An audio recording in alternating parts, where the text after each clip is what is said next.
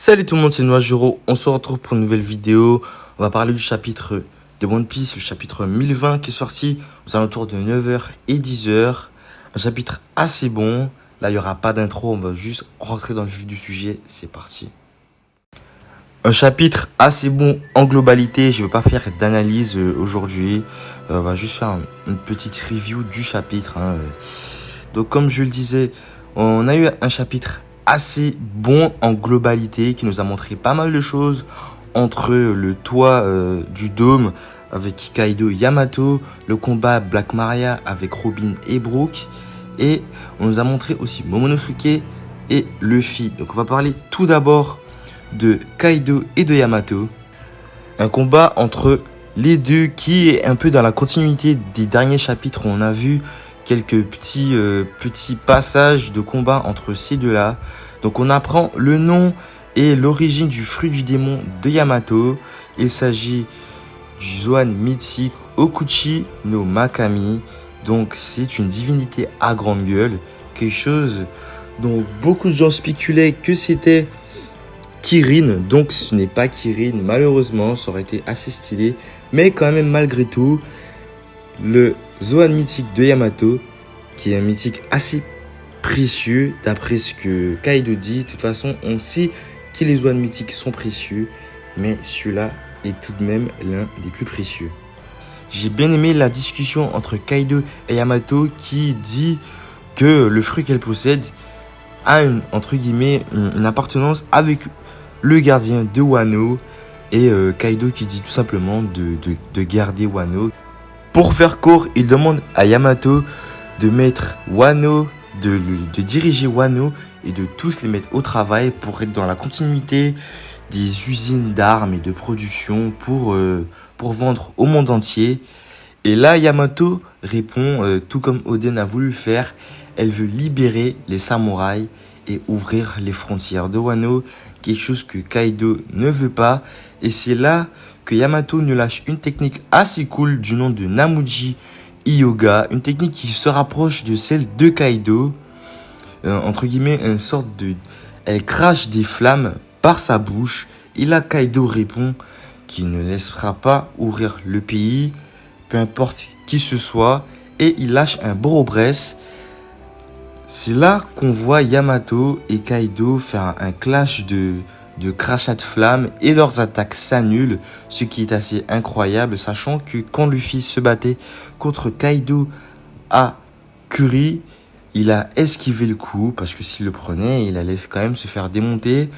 Et aussi l'attaque Borobresse qui a détruit une montagne, donc c'est pas une attaque à négliger et qui prouve encore une fois que Yamato a sa place pour être dans l'équipage du futur roi des pirates. Après avoir vu ce petit passage sur le toit du dôme, on redescend au deuxième étage. On continue le combat de Robin contre Black Maria accompagné de Brook, où là on voit Brook et Robin, mais surtout Robin qui voit des personnes qu'elle avait vues quand elle était petite, c'est-à-dire sa mère, le docteur Clover. Et pour finir, Jaguar dit Saul, un personnage qu'on n'avait pas vu il y a plus de 600 à 700 chapitres dans One Piece, voire 800. Je suis pas trop sûr, mais c'est à peu près dans ces eaux-là. Et la réaction de Robin qui porte à croire qu'elle est tombée dans le piège ou dans l'illusion de Black Maria, sauf que une page plus tard, on voit une nouvelle attaque de Robin du nom de Frisia, où elle utilise 3 mains pour balayer les sbires de Black Maria. Et là on apprend que les illusions ne fonctionnent pas ni sur Robin et ni sur Brook, ce qui prouve encore une fois que les deux, Robin et Brook, sont très bien en duo. Et après avoir vu que leur duo fonctionnait tellement bien, on voit une attaque, plutôt une sorte d'attaque défensive de la part de Robin qui utilise son fruit du démon pour s'accrocher en l'air. Elle tient Brook dans ses mains et Brook sort de son corps et il fait une attaque à l'arme de Black Maria, ce qui prouve encore que les Mugiwara ont tous évolué et pas certains d'entre eux comme Zoro ou Luffy, mais aussi Robin et Brook.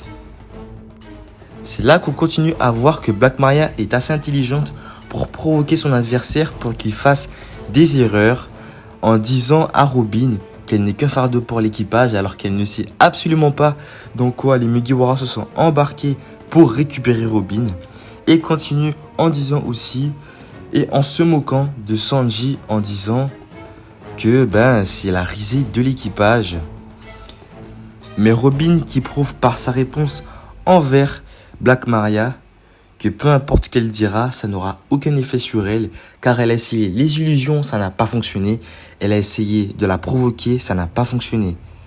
Et pour le coup, Robin qui répond qu'elle n'a pas besoin de savoir pourquoi Sanji a décidé de l'appeler, car beaucoup de fans ont crié que Sanji c'était le pire, qu'il n'aurait pas dû appeler Robin, qu'il est un peu trop gentil envers les femmes. Et Oda qui répond envers les fans aussi, que personne n'est plus digne d'être les ailes du roi des pirates. Donc Sanji sera toujours le bras gauche de Luffy et Zoro sera toujours le bras droit. Après que Robin ait lâché une des phrases les plus iconiques du manga, elle décide de nous dévoiler une deuxième technique où on peut apercevoir Robin avec 9 bras, ce qui pourrait faire croire et faire penser à une mythologie indienne, donc une déesse indienne qui s'apprête à se lâcher et à montrer toutes ses capacités de combat, peut-être pour le chapitre 1021.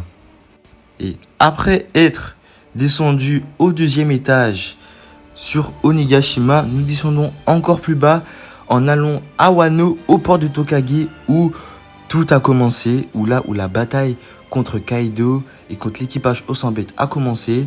On peut voir Luffy, on peut voir Shinobu, on peut voir l'équipage de Trafalgar Law et on peut voir Momonosuke. Luffy qui est dans un état assez second, il est assez fatigué, il a besoin de manger, même s'il a mangé tout ce qu'il y avait dans le Polar Tank de Trafalgar Law.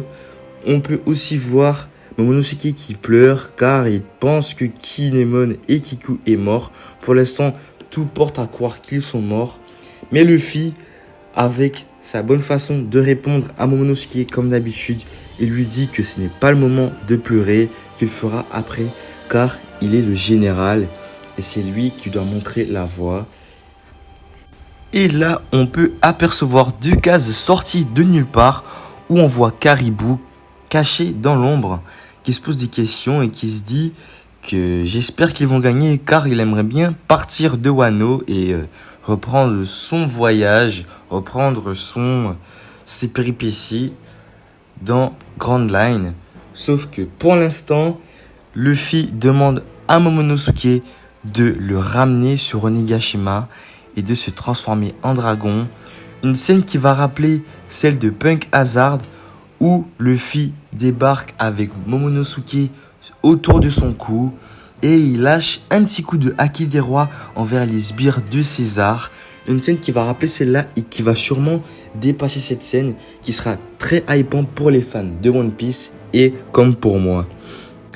On arrive à la fin de cette vidéo. J'espère qu'elle t'aura plu, que je t'aurai montré, que je t'aurai fait une assez bonne review du chapitre. Pour ceux qui l'ont vu, j'espère que vous avez été conquis par ce que j'ai fait. N'hésitez pas à me mettre dans les commentaires ce que vous avez pensé de ce chapitre. N'hésitez pas aussi à me dire ce que vous pensez qu'il y aura dans le prochain chapitre. N'hésitez pas à me dire si cette vidéo vous a plu en lâchant un pouce bleu, en vous abonnant et en partageant aussi. Ça me ferait ultra plaisir. Sur ce, c'était Noajuro Janet.